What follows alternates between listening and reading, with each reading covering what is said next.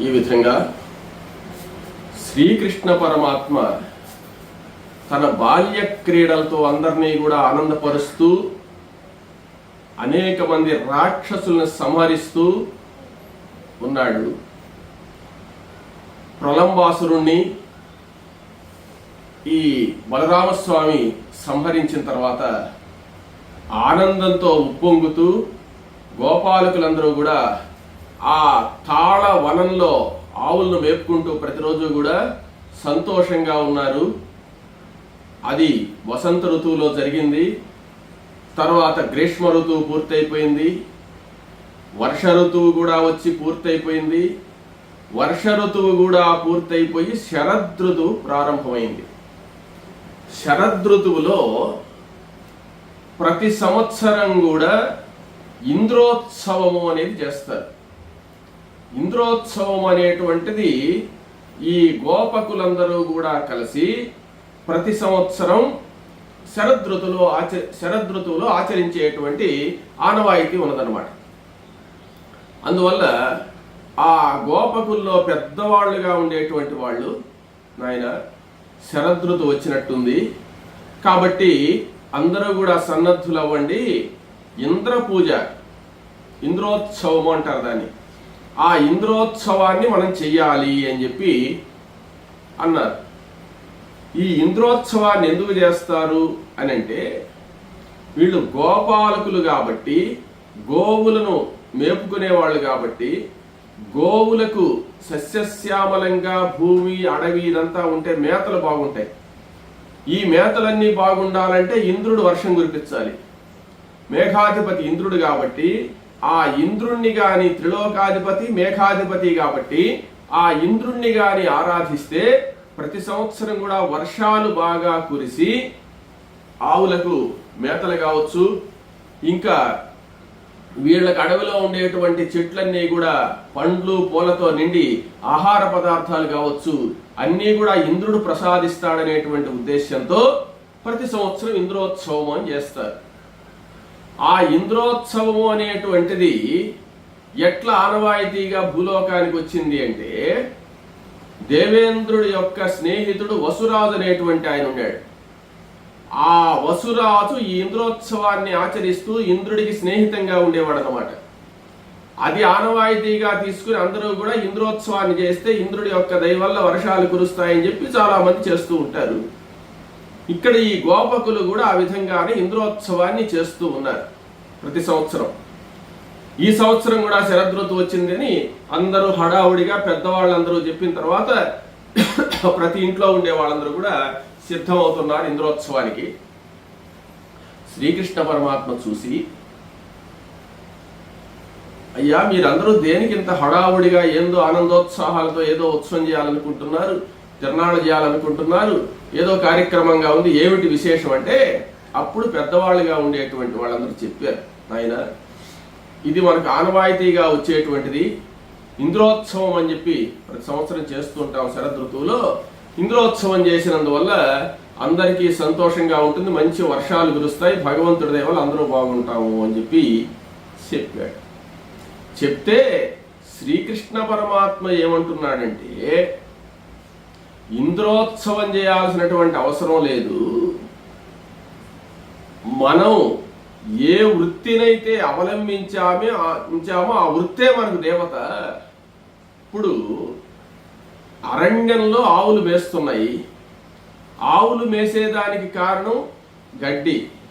ఈ గడ్డి అంతా ఎక్కడి మన కొండ ప్రాంతాల్లో అంతా కూడా మొలిస్తే ఆ ఆవులన్నీ కూడా ఆహారాన్ని తీసుకుంటున్నాయి. కాబట్టి మనకు ఆహారాన్ని ఇచ్చిందేంది ఆ పర్వతాలు, ఆ యొక్క అడవులు, ఇవే కదా. కాబట్టి అడవుల్లో ఉండేటువంటి వనదేవతలను, పర్వతాధిపతి అయినటువంటి దేవతను, పర్వతాలను వనాలను పూజించాలి. కర్షకుడైతే, ఈ వ్యవసాయం చేసేవాడైతే ఆయనకి అన్నం పెట్టేది నాగలి కాబట్టి నాగలిని పూజ చేయాలి. అదేవిధంగా బ్రాహ్మణుడుగా ఉండేవాడికి దేవత ఎవరు అంటే మంత్రమే దేవత. వాడేదో ఆశీర్వచన మంత్రం చెప్తే వాడికి సంభావన ఇస్తారు. ఇంకేదన్నా కార్యక్రమాలు చేస్తే మంత్రాలు చెప్తే వాళ్ళకి సంభావన ఇస్తారు. అంటే వాడిని పోషించేది, రక్షించేది మంత్రం కాబట్టి మంత్రాన్ని మించిన దేవత బ్రాహ్మణుడికి లేదు. వాడు కష్టం చేసుకుంటే కర్షకుడుగా ఉండేటువంటి వాడు నేలను దున్ని పండించుకుంటే పంట వస్తుంది కాబట్టి ఆయనకు ఆధారంగా ఉండేటువంటిది ఆయుధం నాగలి కాబట్టి నాగల్ని పూజ చేయాలి. మనమేందంటే గోపాలకులుగా ఉండేటువంటి వాళ్ళకు దేవత ఎవరు అంటే కొండేను, కొండ దేవత అంటారు కదా. ఆ విధంగా కొండను పూజ చేసుకున్నా చెట్టును పూజ చేసుకున్నా మంచిది, కానీ ఏ ఇంద్రుణ్ణి ఇంకే దేవుణ్ణి పూజ చేయాల్సిన అవసరం లేదు. కాబట్టి మీరు చేయాల్సింది ఏంటంటే ఇప్పుడు ఈ శరదృతువులో ఎవరిని పూజించాలి అంటే పర్వతాన్ని పూజించాలి. పర్వతం అంటే మన గోవర్ధన పర్వతం ఉంది కదా. గోవర్ధన పర్వతం అంటే గోవులన్నింటినీ కూడా బాగా వర్ధనం పెంచేదానికి సంబంధించిన ఆ ఆహారాన్ని ఇచ్చేది కొండ కాబట్టి ఆ కొండను పూజ చేయాలి అని చెప్పి కృష్ణ పరమాత్మ ఈ గోపాలకులందరికీ చెప్పి, ఇంద్రుణ్ణి కాదు పూజ చేయాల్సింది, గోవర్ధన పర్వతాన్ని పూజ చేస్తాము అన్నాడు. కాబట్టి ఈ మాటలన్నీ కూడా ఈ పెద్దవాళ్ళందరూ కూడా విని కృష్ణుడి మాటకు ఎదురు చెప్పలేక, కృష్ణుడు చేసినటువంటి సాహస కృత్యాలు వీరోచిత కార్యక్రమాలన్నీ కూడా చూసిన వాళ్ళు కాబట్టి ఆ కాళీయ మర్దనం చేసినప్పుడు కానీ, ధేనుకాసురుని చంపినప్పుడు, శకటాసురుని చంపినప్పుడు, పోతన్ను చంపినప్పుడు ఇవన్నీ కూడా చూసినటువంటి వాళ్ళు కాబట్టి ఈయన పరమాత్మ అని తెలుసుకో ఉన్నారు. వాళ్ళు పరమాత్మ అని తెలుసుకున్న తర్వాత ఈ కృష్ణ పరమాత్మ ఏది చెప్తే దాన్నే మనం ఆచరించాలి అని ఒక నిర్ణయానికి వచ్చారు. ఆయన ఎందుకు దేవేంద్రుని వద్దంటున్నాడో వీళ్ళకి అర్థం కాలేదు. సరే, విష్ణు పర్వత నామధిపతి సమావత్వస్మిన్ బ్రహ్మన్నస్మిన్ క్షత్రేస్యామాశిక్ష్యస్యాం పురోధాయ వస్మిన్ కర్మన్నస్యాం దేవతా స్వాహా. ఇక్కడ విష్ణు పర్వతానామధిపతి, ఆ విష్ణు అనేటువంటి వాడు పర్వతాలకన్నిటికీ కూడా నాయకుడు. విష్ణువుని మించినటువంటి దేవుడు లేడు అనేటువంటి విషయం ఇక్కడ శ్రీకృష్ణ పరమాత్మ వీళ్ళకి అర్థమయ్యేటట్టు చెప్తున్నాడు అనమాట. దేవేంద్రుడన్నా ఇంక ఏ దేవతలైనా కానీ విష్ణువు కంటే తక్కువైనటువంటి వాళ్ళేను. విష్ణు పర్వతానాం అధిపతి, పర్వతాలన్నిటికీ కూడా అధిపతి అయినటువంటి వాడు విష్ణువు కాబట్టి విష్ణువునే పూజ చేయాలా అని చెప్పాడు అనమాట. ఈయన విష్ణువే, కానీ విష్ణువుని పూజ చేస్తున్నాడు అనమాట. ఆ విషయాన్ని లోకానికంతా నాయకుడు విశ్వం విష్ణుర్వ షట్కారో భూత భవ్య భవత్రుభు, విశ్వానికంతా నాయకుడైనటువంటి, ఆ పర్వతాలకంతా నాయకుడైనటువంటి, సమస్త ప్రపంచానికి నాయకుడైనటువంటి వాడిని పూజ చేయాలా. వాడు గోపాలకులకు ఏ రూపంలో దర్శనమిస్తాడంటే పర్వత రూపంలో దర్శనమిస్తాడయ్యా. దేవతలు ఆ బ్రాహ్మణులకు మంత్ర రూపంలో దర్శనమిస్తాడని విషయం అంతా చెప్పాడు అనమాట.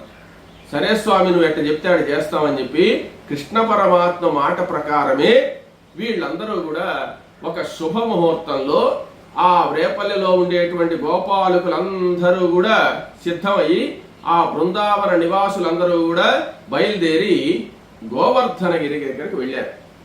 గోవర్ధనగిరి దగ్గరికి వెళ్ళిన తర్వాత అక్కడ శ్రీకృష్ణ పరమాత్మే అర్చిస్తున్నాడు. అనేక మంది బ్రాహ్మణులు వచ్చారు, అనేక మంది వేద పండితులందరూ కూడా వచ్చారు.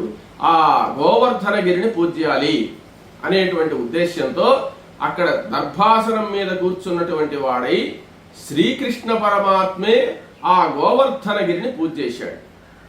ఇక్కడ మనం అర్థం చేసుకోవాల్సింది ఏంటంటే, మనం శిలలకు పూజ చేయొచ్చా, చెట్లకు పూజ చేయొచ్చా, రాళ్లకు పూజ చేస్తే ఏమొస్తుంది అని కొంతమంది అంటుంటారు. కానీ చరాచర జగత్తులో ఉండేటువంటి అణువులో పరబ్రహ్మ ఉన్నాడు.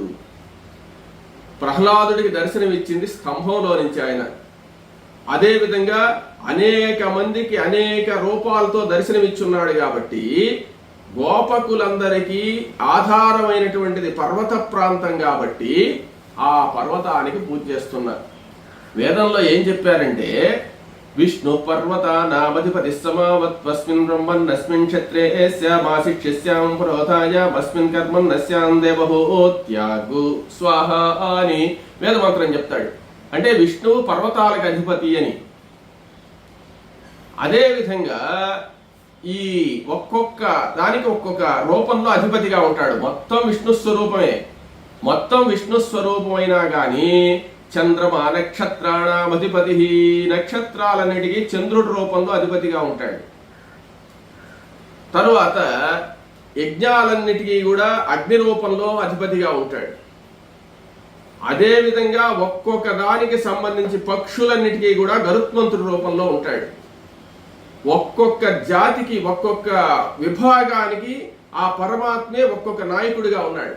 అదేవిధంగా ఇక్కడ పర్వతాల్లో పర్వత స్వరూపంతో ఉంటూ అడవులన్నింటినీ కూడా కాపాడుతూ ఉంటాడు ఆయన. ఈ పర్వత స్వరూపుడుగా ఉండేటువంటి పరబ్రహ్మను పూజించాలి అని చెప్పాడు. సరే, ఆ పుణ్యాహవాచనాది కార్యక్రమాలన్నీ కూడా ఆచరించి ఆ వేద ఘోష వేద మంత్రాలన్నీ కూడా ఉచ్చరిస్తుండగా ఆ శ్రీ మహావిష్ణువు శ్రీకృష్ణ పరమాత్మే పర్వతాన్ని అర్చించాడు.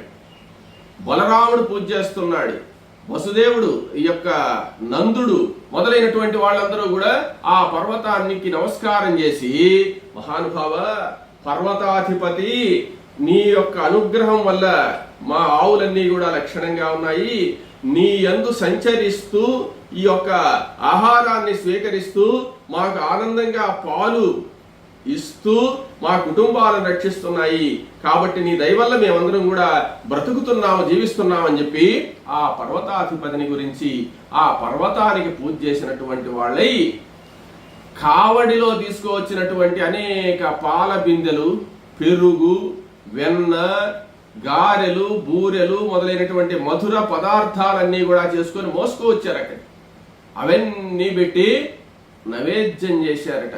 నైవేద్యం పెడితే అప్పుడు అందరూ చూస్తూ ఉండగానే ఆ గోవర్ధన పర్వతం మీద శ్రీ మహావిష్ణువు దర్శనమిచ్చాడు వాళ్ళకు.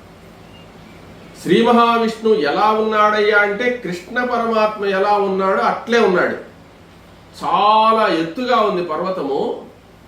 ఆ పర్వతం కింద కూర్చుని ఇక్కడ గోపాలకులు కృష్ణుడు పూజ చేస్తూ ఉంటే ఆ పర్వత శిఖరం మీద కృష్ణ పరమాత్మ దర్శనమిచ్చాడు. శ్రీ మహావిష్ణువు దర్శనమిచ్చి ఆ పర్వతం పై నుంచి ఒక చెయ్యి దాచాడు అనమాట. ఆ చెయ్యి నేరుగా వీళ్ళు పూజ చేసే దగ్గరికి వచ్చింది. పూజ చేసే దగ్గరకు వస్తే వాళ్ళు నైవేద్యం పెట్టినటువంటి పదార్థాలు, విష్ణువుకి ఎక్కడైతే నైవేద్యం పెట్టారో ఆ పదార్థాలన్నీ తన చేత్తో తీసుకుని శ్రీ మహావిష్ణువు కృష్ణ పరమాత్మ తిన్నాడు. ఇది అందరూ చూస్తూ ఉన్నారు. అందరూ అక్కడ ఉండేటువంటి బృందావన నివాసులందరూ కూడా చూస్తుండగా ఆ శ్రీకృష్ణ పరమాత్మ స్వరూపంతో శ్రీ మహావిష్ణువు సాక్షాత్కరించి వీళ్ళు నైవేద్యం పెట్టినటువంటి ప్రసాదాన్ని మొత్తం ఆయన స్వీకరించేశాడు. గారెలు, బూరెలు, వెన్న మొత్తం తిన్నట్ట. తిని వీళ్ళందరూ స్తోత్రం చేయగా, స్వామి ఇన్ని రోజులకు మాకు దర్శనమిచ్చావు, మమ్మల్ని కాపాడేటువంటి భగవంతుడు నీవేను, మా పూజ సఫలమైంది అని చెప్పి వీళ్ళందరూ నమస్కారం చేయగా అందరినీ ఆశీర్వదించినటువంటి వాడై ఆ కొండ మీద ఉన్నటువంటి శ్రీ మహావిష్ణువు అదృశ్యమైపోయినాడు. అదృశ్యమైపోయిన తర్వాత ఆ దృశ్యాన్ని వీళ్ళందరూ కూడా చూచి ఒక్కసారి కృష్ణుడి సాయి చూశారు. ఇక్కడ కృష్ణుడు ఎలా ఉన్నాడో అక్కడ దర్శనమిచ్చిన ఆయన అలాగే ఉన్నాడు అనమాట. ఏంది ఈ యొక్క కృష్ణ పరమాత్మ మహత్యము, ఈ కృష్ణ పరమాత్మ లీల ఏమిటి, ఏం అర్థం కావడం లేదు అని చెప్పి అందరూ కొంతమంది ఆశ్చర్యపోతున్నారు, కొంతమంది సంతోషపడుతున్నారు, కొంతమంది అయోమయంలో ఉన్నారు. ఈ విధంగా పూర్తయిన తర్వాత, పూజ పూర్తయిపోయిన తర్వాత కృష్ణుడు ఏం చెప్పాడంటే, మన పూజ పూర్తయింది, గోవర్ధనగిరికి అధీశుడైనటువంటి శ్రీ మహావిష్ణువు చాలా సంతోషపడ్డాడు, ఇక మనకు ఎలాంటి ఇబ్బందులు లేవు, కాబట్టి గోవర్ధనగిరికి ఒక ప్రదక్షిణం చేసి ఆ భాజా భజంత్రియాలతో ప్రదక్షిణం చేసి భజన చేస్తూ మనం ప్రదక్షిణం చేసి వెళదామని చెప్పిన తర్వాత అందరూ బయలుదేరినటువంటి వాళ్ళై ఆ గోవుల యొక్క మందలతో, తర్వాత వాళ్ళ వాహనాలతో నడిచి వచ్చేవాళ్ళు నడిచి, తర్వాత భాజా భజంత్రీలతో భగవన్నామ స్మరణ చేస్తూ ఆ గోవర్ధనగిరికి ప్రదక్షిణం చేసినటువంటి వాళ్ళై ఆ యొక్క స్వామికి నమస్కారం చేసి వాళ్ళు నేరుగా సంతోషంగా సాయంత్రానికి ఆ బృందావనంలోకి వెళ్ళిపోయినారు. వెళ్ళిపోయి హాయిగా ఉన్నారు. పూజ వైభవంగా జరిగింది. ఎన్నో సంవత్సరాల నుంచి మనం ఈ విధంగా ఇంద్రోత్సవం చేస్తున్నాం, కానీ ఇంద్రుడు ఎప్పుడు మనకు ప్రత్యక్షం కాలేదు. ఈ రోజు శ్రీకృష్ణ పరమాత్మ చెప్పినట్టు పూజ చేస్తే సఫలమై భగవద్ దర్శనం కూడా మనకు అయింది అని సంతోషంగా ఉన్నారు. అందరూ ఇంటికి పోయి భోజనాలు చేసి సాయంత్రం నిద్రపోయినారండి. ఈ వృత్తాంతం దేవేంద్రుడికి తెలిసింది. దేవేంద్రుడు ఏం చేశాడంటే, ఓహో, ఈ కృష్ణుడు అనేటువంటి వాడొచ్చి నాకు పూజ చేయకుండా చేశాడు కదా, ఇంద్రోత్సవం చేయకుండా పర్వతోత్సవం చేయించాడు. కాబట్టి ఇక్కడ విశేషం ఏంటంటే, ఇంద్రుడికి శత్రువు పర్వతాలు. అంటే పర్వతాలంటే దేవేంద్రుడికి పడదు. అందువల్లే పర్వతాల యొక్క రెక్కలన్నీ నరికేశాడు అనమాట ఆయన. కాబట్టి నా పూజ ఆపి నా శత్రువును పూజిస్తాడా? కాబట్టి ఎంత దుర్మార్గుడు ఈ కృష్ణుడు. నా ప్రభావం ఏమిటి? నాకు పూజ చేయకపోయినా పర్వాలేదు కానీ నాకు శత్రువులైనటువంటి పర్వతాలను పూజించాడు. కాబట్టి వీళ్ళ అంతు చూడాలి అని చెప్పి అనుకున్నాడు. అనుకుని వెంటనే సంవర్తకము అనేటువంటి మేఘాలు కొన్ని ఉంటాయి. సంవర్తకములు అంటారు వాటిని. సంవర్తకములు అనేటువంటి మేఘాలు ఎప్పుడు ఉపయోగిస్తారంటే ప్రళయకాలంలో ఉపయోగిస్తారు. ఆ ప్రళయకాలంలో సంవర్తక మేఘాగ్ని నుంచి వచ్చే మేఘాల నుంచి వచ్చేటువంటి వర్షానికి ఎవరు తట్టుకోలేరు, అంత భయంకరమైన మేఘాలు. అప్పుడు సంవర్తక మేఘాలను పిలిచాడు దేవేంద్రుడు. సంవర్తక మేఘాలు వచ్చేసాయి. వచ్చిన తర్వాత వెంటనే చెప్తున్నాడు, ఆ బృందావనానికి పోయి ఆ బృందావనంలో ఉండే వాళ్ళందరూ మరణించేంత వరకు భయంకరమైనటువంటి రాళ్ల వాన అంటే వడగళ్ల వాన అన్నమాట.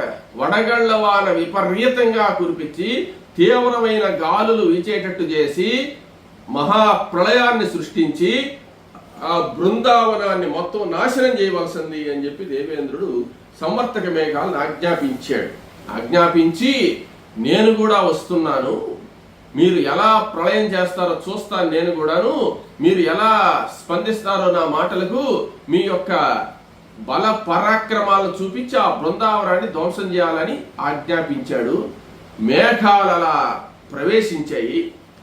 దేవేంద్రుడు కూడా అదృశ్య రూపంలో చూస్తున్నాడు ఏం జరుగుతుందా. సరే, రాత్రి వీళ్ళందరూ నిద్రపోయినారు, బాగానే ఉంది, హాయిగా నిద్రపోయినారు. రాత్రి ఏమీ లేదు, చాలా ఆనందంగా ఉన్నారు. అందరూ కథలు, పాటలు, పద్యాలు, మాటలు చెప్పుకుంటూ నిద్రపోయినారు. ఉదయాన్నే లేచారు. కాలకృత్యాలన్నీ కూడా తీర్చుకున్నారు. కాలకృత్యాలన్నీ కూడా తీర్చుకుని పశువుల్ని ఇక అడవులకు తోలుకోపోవాలని ప్రయత్నిస్తూ సద్యన్నాలు ఇవన్నీ కూడా సిద్ధం చేసుకుని సిద్ధం అవుతూ ఉన్నారు. బాగా ఎండ వస్తున్నది అనమాట. తీవ్రంగా సూర్యబింబం ఉదయించి ఎండ వస్తూ ఉన్నది. ఎండ వచ్చేటువంటి సమయంలోనే ఈశాన్య దిశగా మబ్బు లేచింది. అంటే మనకి ఈశాన్య ఋతుపవనాల్లో ఎక్కువ వర్షం వస్తుంది అనమాట. ఆ ఈశాన్య మూలగా నల్లగా కారు మబ్బులేస్తూ వచ్చింది. ఇక్కడ సూర్యోదయం అయిపోయి ఎండ తీవ్రంగా వస్తూ ఉన్నది. ఈ ఎండ తీవ్రత పెరిగే కొద్దీ ఈశాన్య మూల నుంచి లేచినటువంటి ఆ యొక్క సంవర్తక మేఘాలు, కారు మేఘాలు నల్లగా ఆవరిస్తూ వస్తున్నాయి అన్నమాట. ఈ చూసేటువంటి గోపాలకులు గాని అందరూ కూడా ఈ వైపు నుంచి భయంకరమైన మబ్బులు లేస్తున్నాయి, ఈ వాన ఎలా వస్తుందో ఏందో చాలా భయంగా ఉంది అనుకుంటున్నారు. ఇంతలో సూర్యబింబాన్ని కప్పివేస్తూ వచ్చేసాయి ఈ యొక్క మేఘాలు. ఉన్నట్టుండి వాతావరణం మారిపోయింది. ఎండగా ఉన్నటువంటి వాతావరణం అంతా నల్లటి మేఘాలతో కమ్మబడి గాలులు ప్రారంభమైనాయి అన్నమాట. దానికి ఆ మేఘాలకు సంబంధించి ఇక్కడ విశేషం ఏంటంటే, మేఘాలు వచ్చినప్పుడు గాలి కొడితే మేఘాలు ఎగిరిపోతాయి. కానీ ఇప్పుడుండే గాలి కొట్టినందువల్ల మేఘాలు ఎగిరిపోవడం కాదు, అక్కడి నుంచి పడేటువంటి వర్షాన్ని ఇంకా ఎక్కువ చేసేటువంటి గాలులు వచ్చాయి అన్నమాట.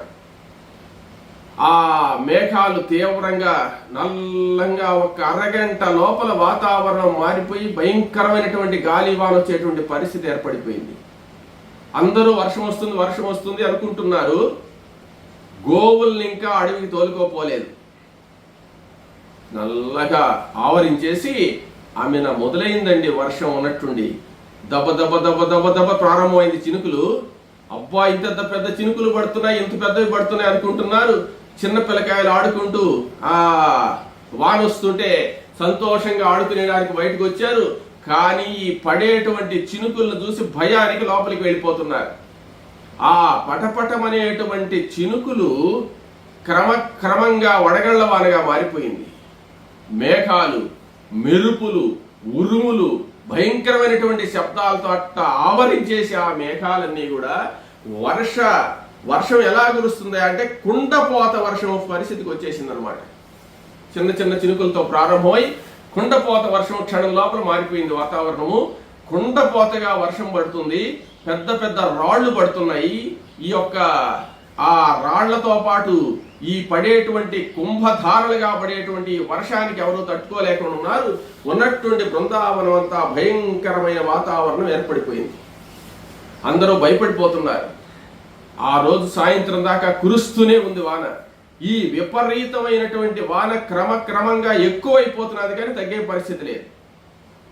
అప్పుడు ఆ చిన్న చిన్న దూడలన్నీ ఆ యొక్క వానకు తడిసిపోతున్నాయి. పశువుల కొట్టాలు పడిపోతున్నాయి. తర్వాత ఇళ్ళు కూలిపోతున్నాయి.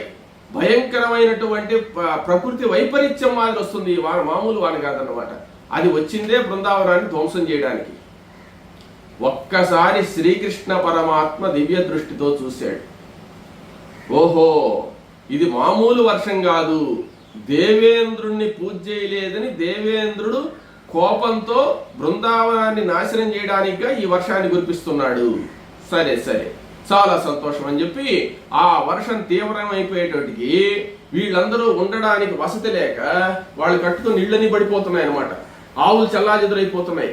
ఈ దూడలు దూడ దుక్కి మేకలు గేకలు వాళ్ళ దగ్గర ఉండేటువంటి గొర్రెలన్నీ గందరగోళం అయిపోతుంటే అప్పుడు ఉండేదానికి వసతి లేకపోతే, ఇప్పుడంటే తుఫాన్ షెల్టర్లు అవి ఉంటాయి, అప్పుడేం లేవు కదా, ఎట్లా చేయాలని చెప్పి జనాలందరూ కూడా భయపడి ఆందోళన. అందులో విద్యుత్ లేదు, కరెంట్ లేదు, దీపాలు ఆరిపోయినాయి, గాఢాంధకారమైన చీకటి, అల్లకల్లోలం అయిపోతున్నది.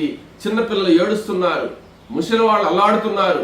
ఈ భయంకరమైనటువంటి ప్రకృతి వైపరీత్యం ఏర్పడేటువంటి అందరూ శ్రీకృష్ణ పరమాత్మను శరణు వేడారు.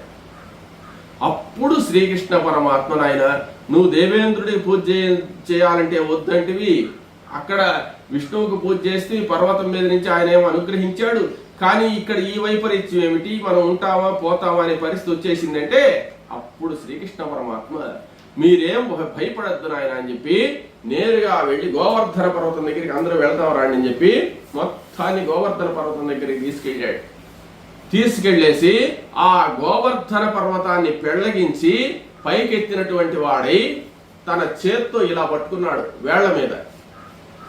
ఎలా ఉన్నదయ్యా గోవర్ధన పర్వతాన్ని పైకెత్తేస్తే శ్రీకృష్ణ పరమాత్మ నిలబడితే అంటే, గోవర్ధన పర్వతం ఒక గొడుగు మాదిరి ఉంది. ఆ గొడుగు లోపల కమ్ములు ఉంటాయి చూడండి, ఆ కమ్ముల మాదిరి ఈయన ఏళ్లున్నాయి. ఈయన యొక్క చెయ్యి అంటే గొడుగు కాడ మాదిరి ఉందన్నమాట. ఆ గోవర్ధన పర్వతాన్ని ఎత్తి నిలబడితే గోవర్ధన పర్వతం ఎంత విశాలంగా ఉందంటే కొన్ని వేల మంది కోట్ల మంది దాని కింద పట్టొచ్చు అనమాట. అంత పెద్ద విశాలమైనటువంటి ఆ గోవర్ధన పర్వతం కింద వీళ్ళు అన్నారు గోపకులు, గోవర్ధన పర్వతం కింద మేము సరిపోతామా అని. మీరే కాదు 3 లోకాల్లో ఉండే వాళ్ళు వచ్చినా సరిపోతారు, నేను ఏర్పాటు చేస్తాను అని చెప్పి ఆ గోవర్ధన పర్వతాన్ని ధరించాడు. ఆ గోవర్ధన పర్వతం మీద ఈ గోపాలకులు, తర్వాత వాళ్ళ యొక్క ఆవులు, వాళ్ళ యొక్క జంతుజాలాలు, వాళ్ళ యొక్క సకల వస్తువులు కూడా తీసుకొని పోయి గోవర్ధన పర్వతం కింద చేరిపోయినారు. కాపురం చినుకు పడ్డం లేదు, ఏమి ఇబ్బంది లేదు, హాయిగా ఉందన్నమాట. వీళ్ళందరూ కూడా ఒక్క జీవి కూడా నష్టపోకుండా ఆ గోవర్ధన పర్వతం కిందనే ఉన్నారు. 7 రాత్రులు 7 పగుళ్ళు కురిసింది వారు. 7 రాత్రులు 7 పగుళ్ళు ఆయన ఆ గోవర్ధన పర్వతాన్ని ధరించే ఉన్నాడు. 7 రోజులు ఈ విధంగా ధరిస్తే దేవేంద్రుడే ఆశ్చర్యపోయి, ఆహా ఎంత పరాక్రమవంతుడు, ఎంత శక్తివంతుడు శ్రీకృష్ణ పరమాత్మ అని చెప్పి వర్షం ఆగిపోయింది, వర్షమే ఆపేశాడు ఆయన. అప్పుడు శ్రీకృష్ణ పరమాత్మ వర్షం ఆగిపోయిన తర్వాత అందరినీ కూడా ఎడంగా వెళ్ళిపోమన్నాడు. అందరూ గోవర్ధన పర్వతం దగ్గర నుంచి పక్కకు వెళ్ళిపోయిన తర్వాత అప్పుడు ఆ పర్వతాన్ని జాగ్రత్తగా దాని కింద ఏ జీవహింస జరగకుండా ఉండేటట్టు మరలా పెట్టేశాడు. పర్వతం మీద నుంచి పూజ చేసినప్పుడు దర్శనం ఇచ్చాడు, ఇప్పుడు పర్వతాన్నే ఎత్తి వీళ్ళందరినీ రక్షించాడు. ఈ దృశ్యాన్ని దేవతలందరూ కూడా చూచి ఆశ్చర్యపోయినారు. ఈ దృశ్యాన్ని అంతా చూసిన తర్వాత ఈ భయంకరమైనటువంటి వర్షం కూడా ఏం చేయలేకపోయిన తర్వాత గోపకులందరినీ కృష్ణుడు రక్షించిన తర్వాత దేవేంద్రుడు గర్వభంగం చెంది ఐరావతం మీద బయలుదేరినటువంటి వాడై శ్రీకృష్ణ పరమాత్మను చూడడానికిగా వస్తున్నాడు. శ్రీకృష్ణ పరమాత్మ గోవర్ధనగిరిని కింద పెట్టినటువంటి వాడై ఒక్కరవ అలిసినట్టుగా ఉన్నాడు. ఆ గోవర్ధన పర్వతం మీద ఒక కొండ చర్య వద్ద ప్రశాంతమైనటువంటి చోట కూర్చొని ఉన్నాడు ఒక్కడే. గోపకులందరూ ఆవులు మేపుకుంటూ వాళ్ళ పనులు వాళ్ళు చేసుకుంటున్నారు. దేవేంద్రుడు నేరుగా ఐరావతం మీద వచ్చినటువంటి వాడి కృష్ణ పరమాత్మ దగ్గరకు వచ్చి కృష్ణుడికి నమస్కారం చేశాడు. కృష్ణుడు ఆయన ఛాయ కూడా చూడలేదు. ఏమంటే పట్టి పట్టినట్టు ఎవరో వచ్చారులే అన్నట్టున్నాడు. అప్పుడు అది గమనించాడు దేవేంద్రుడు. ఆయనకి నమస్కరించి అనేక విధాల స్తోత్రం చేసినా కానీ కృష్ణుడు ఆయన ఛాయ కూడా చూడలేదు. అప్పుడు కృష్ణ, నీ యొక్క మహాత్మ్యాన్ని తెలుసుకోలేక నేను పొరపాటు చేశాను, నన్ను క్షమించు. ఈ వాన కురిపించి వీళ్ళను నాశనం చేయాలనుకున్నాను, కానీ వాళ్ళను రక్షించావు. నా యొక్క ఇంద్రోత్సవం చేయలేదని చెప్పి నేను అనుకున్నాను, కానీ పరమాత్మ అయినటువంటి నిన్ను తెలుసుకోలేకపోయినాను. మహాత్మా, నీ పాదసేవ చేసి నిన్ను పూజించాల్సినటువంటి నేను నా పూజ చేయలేదని అనుకోవడం ఏమిటి అని అనేక విధాలుగా స్తుతించిన ఆయన పలక్కపోతే అప్పుడు 2 బంగారు కలశాల్లో ఆకాశ గంగ తెచ్చున్నాడు ఆయన. ఎందుకంటే దేవతలందరూ ఒకటైపోయి సత్యలోకం అంటే ఈ భూలోకం పైన సూర్యలోకం, సూర్యుడి పైన దేవలోకం ఉంది, దేవలోకం తర్వాత సత్యలోకం ఉంది, సత్యలోకం తర్వాత గోలోకం ఉన్నదయ్యా మహానుభావ. ఆ గోలోకంలో ఉండేటువంటి గోమాతలందరూ కలిసి 2 బంగారు కలశాల్లో తీర్థాన్నిచ్చి ఆకాశగంగ తీర్థము కృష్ణ పరమాత్మ మాకు రాజు గోవిందుడు అంటే మీరు త్రిలోకాలకు అధిపతి అయితే అయినారు గాని మమ్మల్ని గోవర్ధనగిరి కింద అందరినీ రక్షించినటువంటి మహానుభావుడి యొక్క వాత్సల్యాన్ని మేము చూసి పరమానంద భరితులమైనాము. మా బిడ్డలందరినీ కూడా కాపాడిన వాడు కృష్ణుడు కాబట్టి మా గోజాతికంతా కూడా ఆయన నాయకుడుగా నీవు పట్టాభిషేకం చేయవలసింది. అంటే మేం చేస్తే విశేషం లేదు, త్రిలోకాధిపతి అయినటువంటి నువ్వు చేస్తేనే నీ యొక్క పదవి అంతవరకేను, గోవులకు ఈయన అధిపతి అన్నట్టుగా ఉంటుంది అని ఆ బంగారు కలశాల్లో ఈ యొక్క తీర్థాన్ని పంపించారు. గంగా తీర్థాన్ని, ఆకాశ గంగా తీర్థాన్ని. నేను ఎందుకు వచ్చానంటే గోపతిగా, గోవులను రక్షించినటువంటి నాయకుడుగా సకల గోమాతలకు, గోలోకంలో ఉండే మాతలకు కానీ భూలోకంలో ఉండే గోమాతలకు కానీ అన్నిటికీ నువ్వే నాయకుడివి అని చెప్పి గోవిందుడు అనేటువంటి పేరు నీకు సార్థకం అవుతుంది. గోమాతలు పరమ సంతోషంతో పంపించారు కృష్ణ అంటే అప్పుడు తిరిగి చూశాడు. తిరిగి చూసిన తర్వాత అందరి సమక్షంలో ఆ గోపాలకులందరితో కూడా మాట్లాడి దేవతలు ఆకాశంలో చూస్తూ ఉండగా ఆ దేవేంద్రుడు బంగారు కలశాలతో ఆ గోవర్ధనగిరి మీద శ్రీకృష్ణ పరమాత్మకు అభిషేకం చేసి గోవిందుడు అని ఈ రోజుటి నుంచి పేరొస్తుంది. నాకు గోవులకన్నిటికీ కూడా నాయకుడినా అని చెప్పి గోరక్షకుడు, గోవులకు నాథుడు, గోవులకు దేవత, గో సంబంధమైనటువంటి విషయాలన్నిటికీ కూడా రక్షణకు ఈయనకు గోవుల మీద ఉన్నంత వాత్సల్యం ఇంకెవరికి లేదు. గోవులను అమితంగా ప్రేమించేవాడు కాబట్టి గోవులన్నీ కూడా మా నాథుడు, మా నాయకుడు అని చెప్పి పట్టాభిషేకం చేయమని చెప్పి గోలోకంలో ఉండేటువంటి దేవతలే పంపించారు. గోమాతలు పంపించినటువంటి ఆ ద్రవ్యంతో అభిషేకం జరిగింది.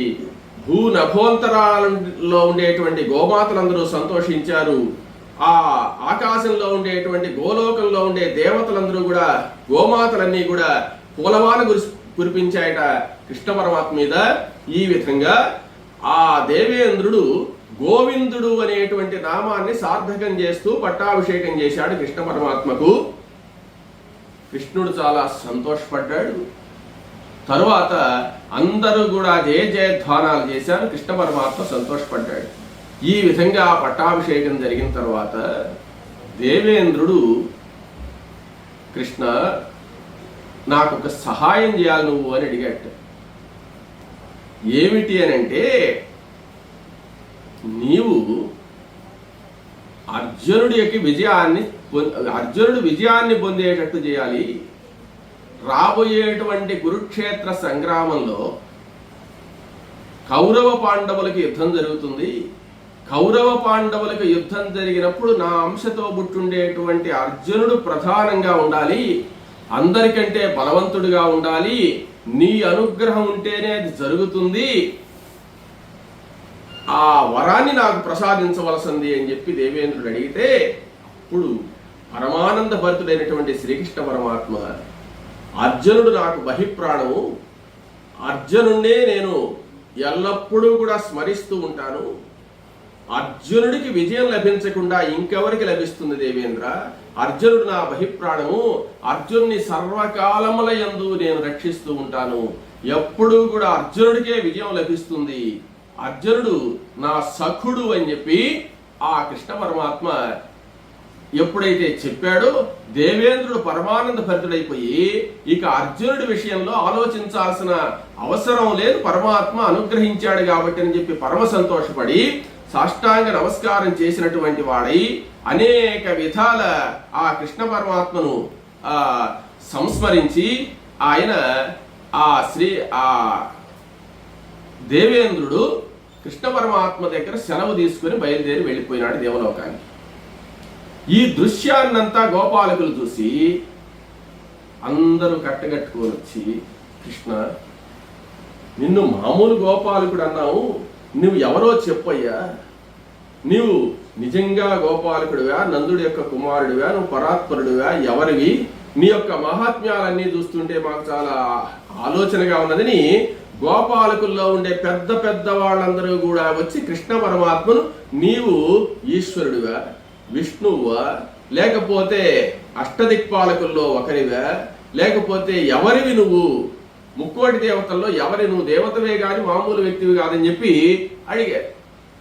అడిగిన తర్వాత కృష్ణ పరమాత్మ ఏం చెప్తున్నాడంటే, నేను దేవతను గాను మానవుణ్ణి గాని ఎవరిని గాను, ఈ గోపకుల్లో నందుడి యొక్క కుమారుణ్ణి నేను, పాతవన్నీ తవ్వడం దేనికి, తవ్వితే చాలా లోతు పోవాల్సి వస్తుంది, చాలా దూరం పోవాల్సి వస్తుంది, అవన్నీ ఏం అవసరం లేదు, నేను మీతో కూడా ఆవులు మేపుకుంటున్నాను, మీతో కూడా గోపాలకుడిని కొన్నాను, మీ కృష్ణుణ్ణి నేను ఎవరినో కాదు, నందవ్రజంలో పెరిగేటువంటి కృష్ణుణ్ణి అని ఒక చిరునవ్వు నవ్వేట.